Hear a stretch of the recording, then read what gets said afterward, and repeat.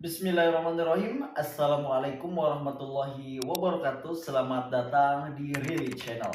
Di kesempatan kali ini saya akan memberikan informasi berkaitan tentang BPJS Ketenagakerjaan.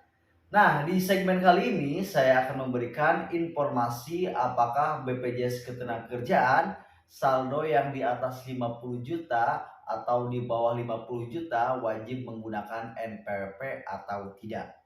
Baik teman-teman, sebelum video ini membahas secara panjang, saya tekankan kepada teman-teman, video ini ditujukan bagi teman-teman yang sudah mencairkan saldo BPJS Ketenagakerjaan 10% atau 30% ya. Jadi bagi teman-teman yang sebelumnya belum mencairkan, teman-teman bisa menonton video yang ini. Di situ saya sudah jelaskan bagaimana pemotongan NPWP jika saldo di atas 50 juta bagi teman-teman yang belum mencairkan 10 atau 30%. Baik teman-teman, perlu saya tekankan kembali, video ini hanya untuk teman-teman yang sudah mencairkan baik 10% atau 30% sebelumnya, kemudian teman-teman ingin mencairkan sisa saldo yang berada di saldo JHT BPJS Ketenagakerjaan. Nah, bagi teman-teman yang baru saja ingin mencairkan dan ingin mencairkan sepenuhnya, teman-teman bisa melihat video yang tadi ya. Untuk linknya sudah saya simpan di kolom deskripsi video ini. Baik teman-teman, kembali kepada topik awal. Apakah BPJS Ketenagakerjaan yang sudah dicairkan sebelumnya, baik 10% atau 30% wajib menggunakan NPWP atau tidak?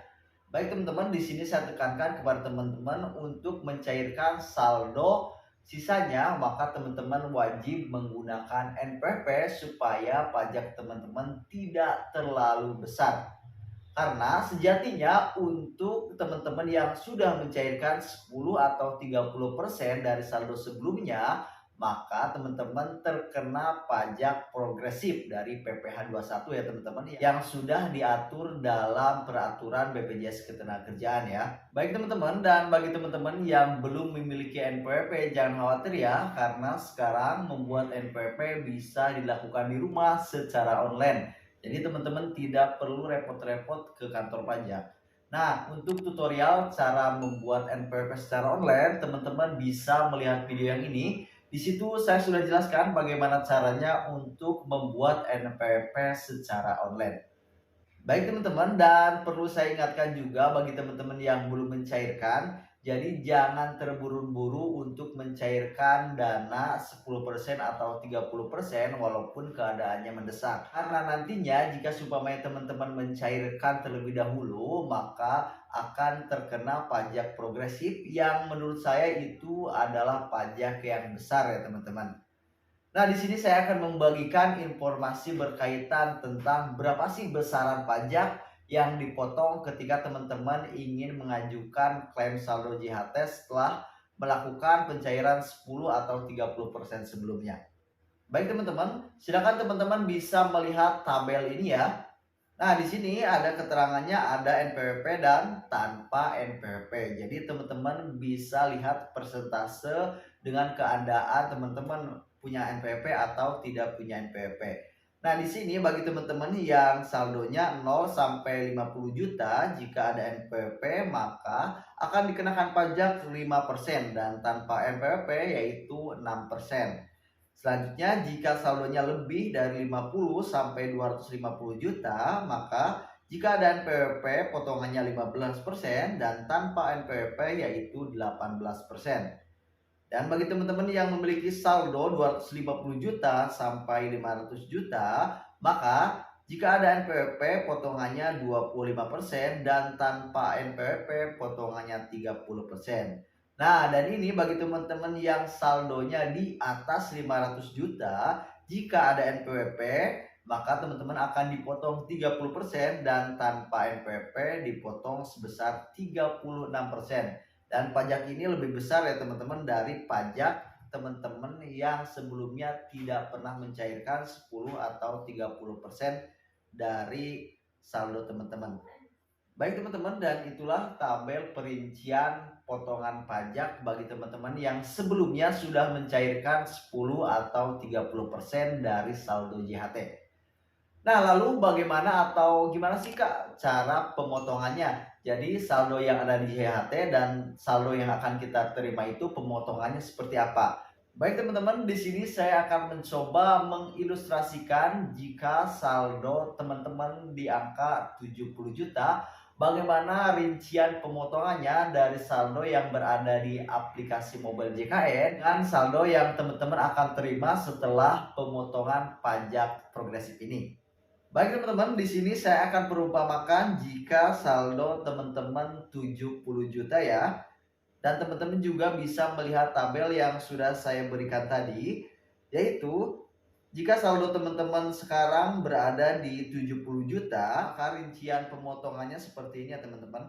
Tadi 0 sampai 50 juta, jika ada NPWP potongannya 5% dan tanpa NPWP potongannya 6%. Jadi karena saldo teman-teman itu 70 juta, maka kita pecahkan dulu ya. Yang 50 juta, jika ada NPWP dipotong 5%, yaitu 5% dari 50 juta sekitar Rp2.500.000. Kemudian jika teman-teman tidak ada NPWP, maka dipotong 6%. Jadi 6% dari 50 juta yaitu sekitar 3 juta.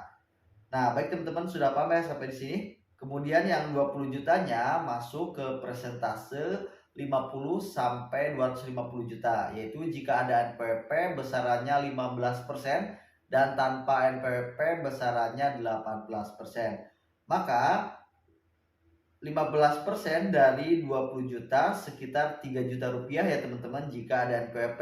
Namun jika tidak ada NPWP, 18% dari 20 juta sekitar 3.600.000 rupiah.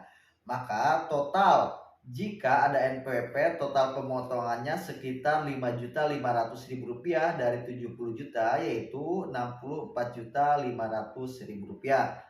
Dan jika tidak ada NPWP, dari potongannya 3 juta, kemudian potongan yang 20 jutanya 3.600.000, maka yang akan dipotong yaitu 6.600.000, sehingga saldo yang akan teman-teman terima yaitu sekitar 63.400.000 rupiah. Baik teman-teman, menurut saya potongan itu terlalu besar ya. Jika saldo teman-teman 70 juta, tadi akan dipotong sekitar 6 jutaan. Menurut saya ini bisa kebeli motor second ya. Jadi sayang sekali jika saldo kita dipotong pajak progresif yang terlalu besar. Jadi saya tekankan kepada teman-teman pikir-pikir terlebih dahulu jika teman-teman ingin mencairkan saldo 10% atau 30%. Baik teman-teman, sudah mengerti ya sampai di sini untuk pemotongan persentase pajak dan cara menghitung saldo yang akan kita terima dari BPJS Ketenagakerjaan setelah pemotongan pajak. Baik teman-teman, semoga video ini memberikan manfaat dan menjadikan wawasan untuk kita semua. Dan saya mohon kepada teman-teman untuk cross check kembali ya. Jika perhitungan dan pernyataan tadi ada yang salah ya teman-teman, mohon untuk dikoreksi di kolom komentar. Karena saya juga dalam proses pembelajaran. Baik teman-teman, semoga video ini bermanfaat dan menjadi wawasan untuk kita semua. Dan jangan lupa dukung channel ini dengan menekan tombol subscribe, kemudian nyalakan tombol lonceng untuk mengetahui semua pemberitahuan terbaru dari Rili Channel. Wassalamualaikum warahmatullahi wabarakatuh.